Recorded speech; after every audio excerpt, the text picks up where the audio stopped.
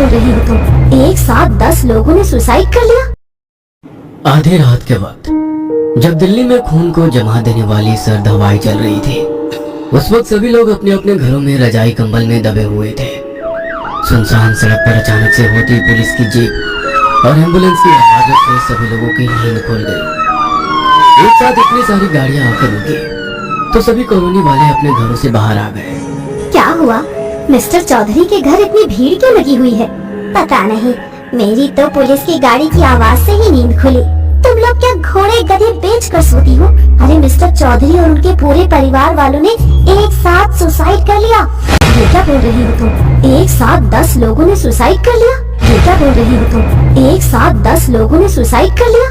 कुछ भी मत बोलो। उनके घर में किस चीज की कमी थी जो वो लोग सुसाइड करेंगे? वो तो मुझे नहीं पता, मगर देख देख उनके घर से लाशें निकल रही हैं। किसी ने खून भी तो किया हो सकता है। अब ये तो पुलिस की तहकीकात से ही पता चलेगा कि खून है या सुसाइड। कुछ देर पहले तक जो कॉलोनी एकदम खामोश थी, एक साथ 10 लोगों की मौत की खबर से पूरी कॉलोनी के लोगों में हलचल मची हुई थी। लोगों के आंखों की नींद गायब थी। चौधरी जी के मकान की थोड़ी सी दूर 2 लड़कियां निशा और मोना किराए के घर में अपने कॉलेज की पढ़ाई के लिए रुकी हुई थी। तुझे क्या लगता है, ये कोई हादसा है या सुसाइड? वो तो पुलिस तहकीकात में ही पता चलेगा, मगर तुझे सच जानने की जल्दी है तो मैं तुझे बता सकती हूँ। तू बता सकती है, मगर कैसे? मेरे पास जादू की छड़ी है, जिससे वो लोग खुद आकर बताएंगे कि उन्होंने सुसाइड किया है या कोई हादसा हुआ है। जादू की छड़ी, प्लीज बता मुझे क्या है। मोना निशा का हाथ पकड़कर उसे अपनी अलमारी के पास ले गई और अलमारी से एक बोर्ड निकालकर उसे दिया। बोर्ड पर 1 से 10 काउंटिंग और A to Z अल्फाबेट लिखे हुए थे। ये क्या है? इसके जरिए हम उन लोगों की आत्मा को यहाँ पर बुलाएंगे और सच्चाई का पता करेंगे। बनारस से दिल्ली जाकर तू भी कुछ ज्यादा फेंकने लगी है। ऐसा कुछ नहीं होता, ठीक है? शर्त लगा ले, मैं उन लोगों की आत्मा को यहाँ बुला सकती हूँ, सच में। मोना की बातों में कॉन्फिडेंस को देखकर निशा डरने लगी और फिर बोली, पागल है क्या? यदि कुछ हुआ तो लेने के देने पड़ जाएंगे। कुछ नहीं होता, मैंने कई बार अपने दादाजी को ये करते हुए देखा है। बनारस से दिल्ली आते वक्त चुपचाप उनकी अलमारी से निकाल कर ले आई थी मैं। मतलब तेरे घर वालों को पता भी नहीं कि ये तेरे पास है? अरे तू इन सब लफड़े से दूर रह।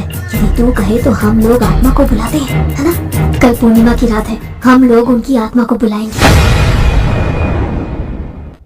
अगले दिन देर रात जब पूरी कॉलोनी में सन्नाटा पसरा हुआ था, सभी अपने अपने घरों में थे। दूर कुत्तों के भौंकने की आवाज आ रही थी। मोना अपने पलंग पर से उठी और उसने निशा को उसके साथ आने का इशारा किया।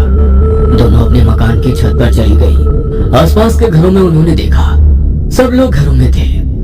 उन लोगों ने वो बोर्ड जमीन पर रखा और उसके आसपास मोमबत्तियां जलाई। वो बोर्ड जमीन पर रखकर उस पर एक कॉइन रखा। Any Holy Spirit paused away, please. Come and talk with us. Any Holy Spirit paused away, please. Come or talk with us.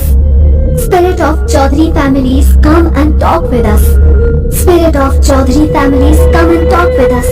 उन लोगों के बार बार बुलाने पर वहाँ तेजी से हवा चलने लगी, मगर इतनी तेज हवा चलने के बावजूद मोमबत्तियां अभी भी जल रही थी। ये देख निशा की हालत खराब हो जाती है, मगर मोना उसका हाथ टाइट से पकड़कर उसे खामोश रहने के लिए कहती है। तेज हवाओं के बीच उड़ता हुआ एक पत्ता वहां पर आकर रुक जाता है। वो पत्ता और कुछ नहीं बल्कि चौधरी फैमिली के हेड की आत्मा थी।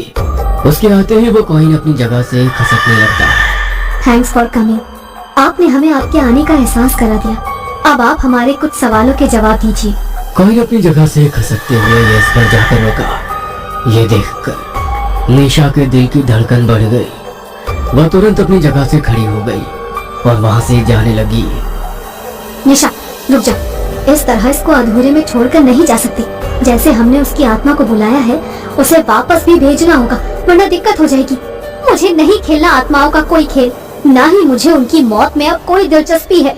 कहते हुए वो गुस्से से सीढ़ियां उतरने लगी तो अचानक से उसका पैर मुड़ गया और वो धड़ाधड़ सीढ़ियों से नीचे जाकर गिर गई। उसका सर दीवार में लगा और सर फटने के कारण उसकी वहीं पर मौत हो गई। अपनी सहेली की दर्दनाक मौत देखकर मोना की चीख निकलने लगी। तभी कोई ने अपनी जगह से हिला और उसने स्टॉप लिख दिया। मोना ने अपने दादा को भी कई बार आत्माओं से बात करते देखा था, इसलिए वो उस आत्मा के कहने पर वहीं पर रुक गई। फिर उस आत्मा ने कॉइन की मदद से बताया कि उन लोगों की मौत ब्लैक मैजिक से हुई है और पड़ोसी के घर में रहने वाले ढिंगरा फैमिली ने ब्लैक मैजिक किया है। We want revenge. मैं आपकी कैसे मदद कर सकती हूँ? कॉइन दोबारा से हिला और उसने बताया कि उन लोगों को हमारे घर के बाहर गार्डन में लेकर पहुंचो। मोना दिल से चौधरी फैमिली की मदद करना चाहती थी, मगर उसे समझ नहीं आ रहा था कि ढिंगरा फैमिली को उनके गार्डन में लेकर कैसे पहुंचे। अगले दिन निशा की लाश को पोस्टमार्टम के लिए ले जाने के लिए जब पुलिस आई तो मोना ने मौका देखकर पुलिस इंस्पेक्टर को सब बता दिया। तुम्हारा दिमाग तो ठिकाने पर है। उन लोगों ने खुद फांसी लगाई थी। उनके घर में किसी के भी आने के फॉरेंसिक निशान नहीं है। हम लोग उस केस को सुसाइड मानकर बंद कर चुके हैं और तुम बोल रही हो कि ढिंगरा फैमिली ने उन्हें मारा है। सर, मैं सच कह रही हूँ, आप मेरी बात का यकीन करिए। यदि तुम सच कह रही हो तो कानून को सबूत चाहिए और आत्मा की बात को कानून किसी भी कीमत पर नहीं मानता। सर, आप ईश्वर में तो यकीन करते हैं ना?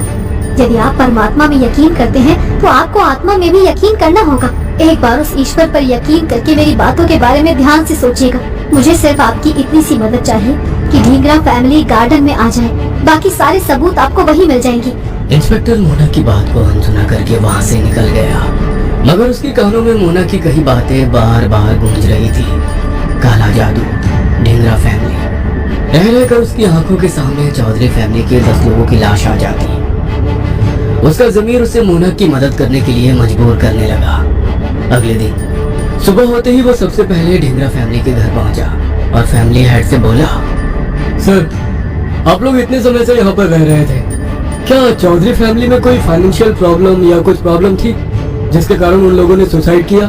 सर, हम लोग पड़ोस में जरूर रहते थे, मगर हमारी उनसे बातचीत बंद थी, इसलिए मुझे कुछ खास पता नहीं है। बातचीत बंद होने का कोई खास कारण? सर, मेरी फैमिली बड़ी है, मुझे उनका मकान खरीदना था। मैं उन्हें मार्केट वैल्यू से 1.5 गुना कीमत देने को तैयार था, मगर उन लोगों ने मना कर दिया।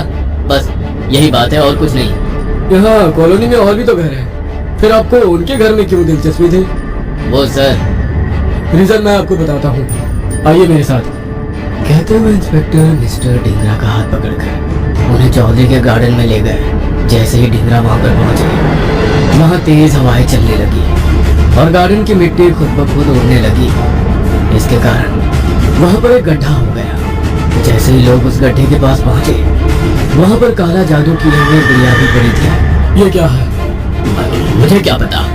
इंस्पेक्टर और कुछ बोल पाते हैं, इसके पहले ही वो गुड़िया वहां से निकली और ढिंगरा के गले पर आकर चिपक गई। वो दर्द से कराह रहा था। देखते ही देखते उसके प्राण निकल गए।